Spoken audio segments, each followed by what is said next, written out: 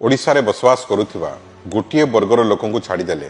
बाकी समस्त वर्गर लोकंक निकटरे अर्थनैतिक स्वाधीनता अछि एवं से बाद पड़िथिबा वर्ग होउछंती आदिवासी जो माने कि शेड्यूल एरिया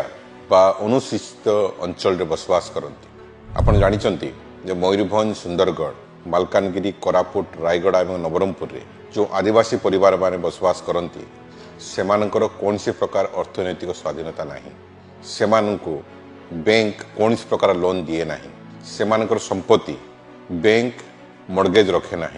किंतु शेड्यूल एरिया रे बसवास करते आदिवासी माने छोट चाष ऋण छाड़ीदेले सेमानकु कौन प्रकार ऋण मिले ना तथा घर करने पाठ पढ़ाई गाड़ी किणवाई सरकार बा बैंक संपूर्ण रूपे तांकु बैंक रे ऋण देवाई मना कर देछि। एणुकरी मोर अनुरोध सरकार को जदि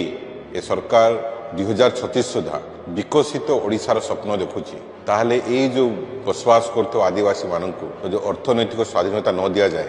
ताहले विकसित ओडिशा गठन बा प्राय असंभव अटे।